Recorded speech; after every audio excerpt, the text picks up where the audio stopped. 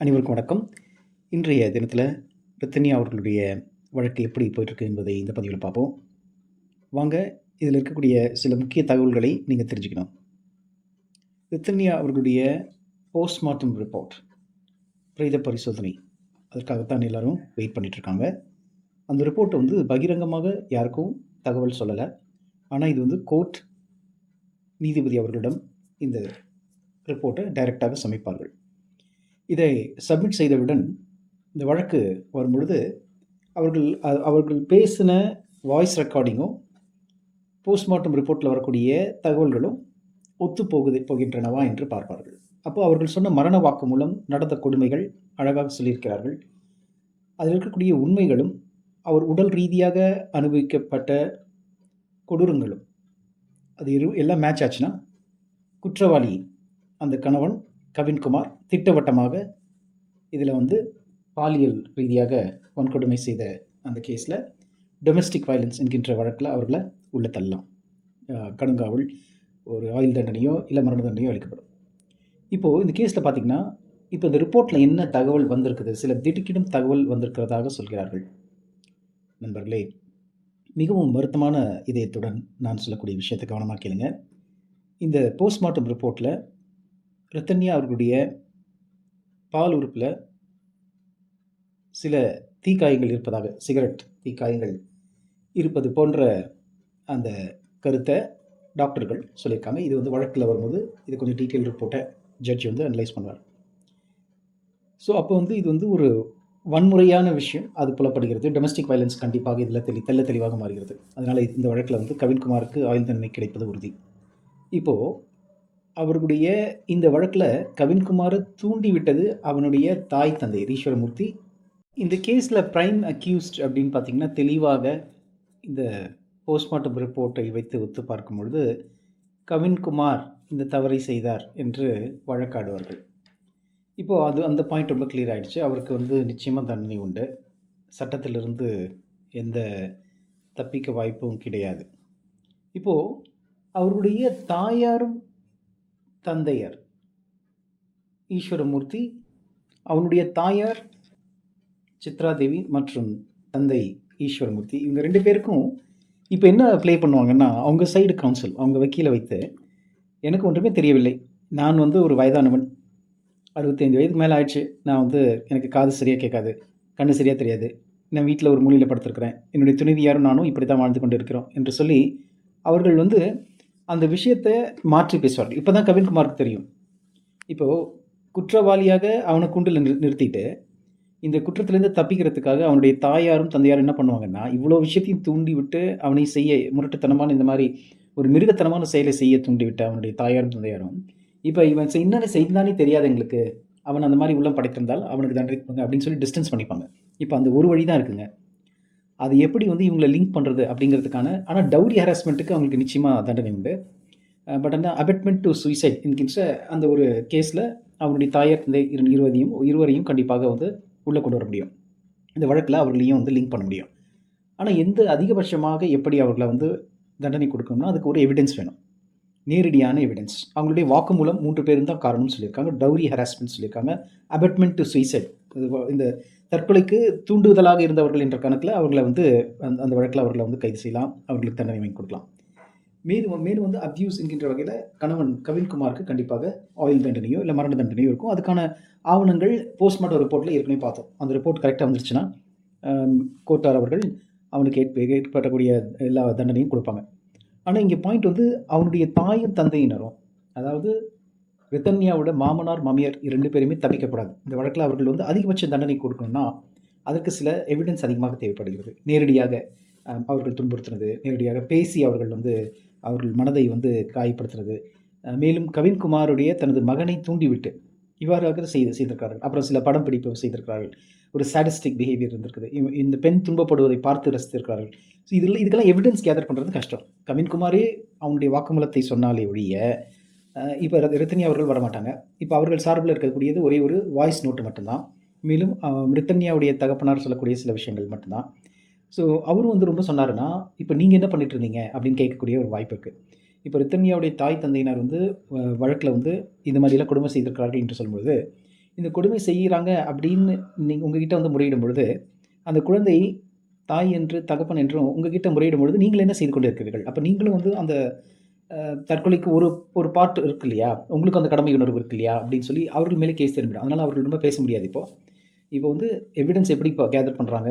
அங்க வேலையாட்கள், மேலும் அங்க இருக்கக்கூடிய சூழல், அப்ப இவருடைய ஆவணங்கள், இவர் செய்யக்கூடிய தொழில், இப்படி வந்து அந்த கவின்குமாருடைய தாய், தந்தை இருவருடைய அனாலிசிஸ் பண்ணி, அவருடைய செய்கைகள்லாம் எப்படி இருந்திருக்கின்றன என்கின்ற சிசிடிவி கேமராக்கள் மூலமா பதிவு செய்யப்பட்ட கணக்குகள் எல்லாம் எடுத்து, அந்த கோப்புகள் எல்லாம் எடுத்து கோர்ட்டுக்கு சப்மிட் பண்ணுவாங்க.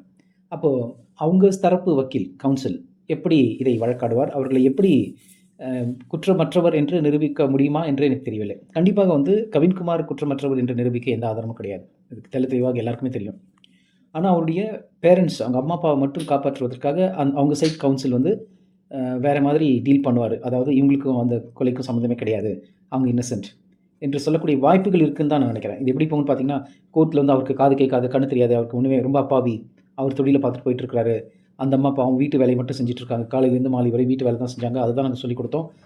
அந்த பெண் வந்து மன வலிவு இல்லாம அத தப்பா எடுத்துக்கிட்டா. அப்படிங்கிற மாதிரி வழக்க வந்து திருப்பி போடுறதுக்கான வாய்ப்புகள் ரொம்ப ஜாஸ்தியா இருக்கு. என் மகன் இப்படி இருந்தான் என்று எனக்கு தெரியவே தெரியாது. ஐ அம் இன்னசென்ட்.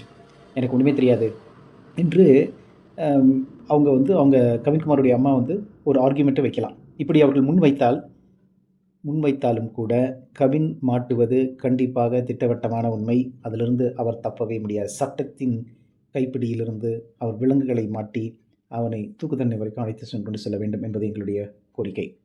ஏன்னா, இது போன்ற இன்னொரு வரதட்சணை கொடுமை என்பது நடக்கவே கூடாதுங்க. இதுதான் ஒரு கடைசி ஒரு முற்றுப்புள்ளியாக இருக்க வேண்டும். இது ஒரு தனியா வந்து ஒரு தைரியமற்ற பெண் என்று சில சில ஊடகங்கள் பேசிக்கொண்டு வருகின்றன. அப்படி அல்ல. அந்த குழந்தை நல்ல தைரியமாக தன்னை தன்னை தானே பார்த்துக் கொண்டிருக்கிறாள்.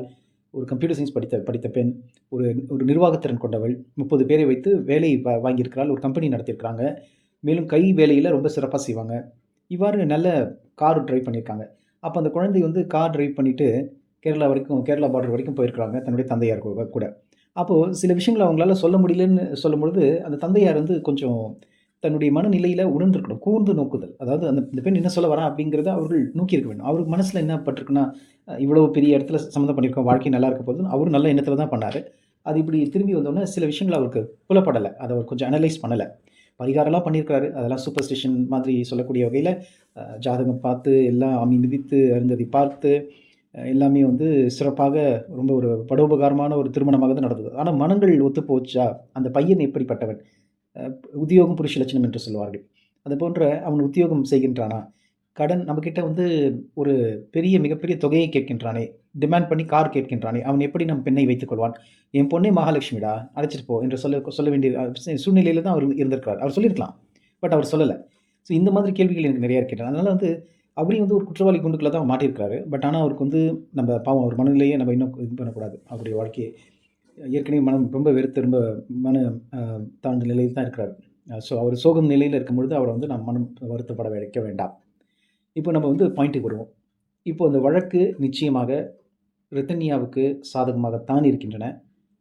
2 முக்கியமான தடயம். 1 வாய்ஸ் நோட். இது எல்லாருக்கும் உலகம் பூரா தெரிஞ்சு போச்சு. அதனால போலீஸ் இத மாற்ற முடியாது. வாய்ப்பே கிடையாது. இப்போ இன்னொரு பாயிண்ட் வந்து இப்போ பிரேத பரிசோதனை, அதாவது போஸ்ட்மார்ட்டம் ரிப்போர்ட் வந்துருச்சு. அதில சில பல கொடூரங்கள்லாம் நடந்ததற்கான ஒரு உடல் காயங்கள் அது வெளிப்பாடாக தெரிகின்றன. அதெல்லாம் ரெக்கார்டா எடுத்து ஜட்ஜ்மெண்ட் குடுத்துருவாங்க. அப்ப கவின் மாட்டுவது உறுதி. இப்போ ஒரே ஒரு கேள்வி இந்த வழக்குல எப்படி போகுதுன்னு நம்ம பார்க்கணும்னா, அவர்களுடைய பெற்றோர், கவினுடைய பெற்றோர் அவர்களுக்கு எந்த அளவுக்கு தண்டனை வழங்க முடியும்? டவுரி ஹராஸ்மென்ட்ல அவங்கள லிங்க் பண்ணலாம். ஏன்னா, அவங்க வாய்ஸ் நோட்ல சொல்லியிருக்காங்க. கவினுடைய அம்மா, அப்பா இருவருமே காரணம் என்று சொல்லியிருக்கிறார்கள். கொடுமை செய்திருக்கிறார்கள் என்று சொல்லி. அபட்மெண்ட் சூசைடுக்கு அவங்க காரணமா இருந்திருக்காங்க. ஸோ அதனால அவர்களுக்கு நிச்சயமாக குறைந்தபட்ச தண்டனையாக ஒரு 5 வருடமாவது கிடைக்கும் என்பதுதான் என்னுடைய எண்ணம். பட் அதிகபட்சமாக அவர்களுக்கு ஆயுள் தண்டனை கிடைக்க வேண்டாம். இல்லைன்னா அவங்களுக்கும் வந்து மரண தண்டனை வழங்க வேண்டாம். எனக்கு உண்மையாவே சொல்லப்போனா, அவங்க தாயார் தாங்க இவ்வளத்துக்கு காரணம்.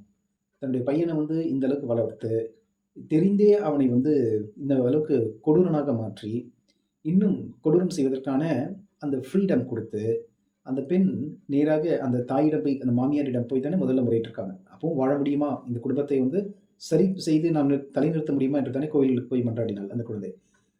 அந்த குழந்தை வந்து இவ்வளவு செய்தும் தன்னோட மாமனார், மாமியாருடைய வெட்டிங் ஆனிவர்சரிக்கு கேக் கட் பண்ணி செலிப்ரேட் பண்ணியிருக்கிறாங்க. அப்ப இவ்வளவு விஷயங்கள் 78 நாட்களுக்குள்ளாகவே நடந்திருக்கிறது.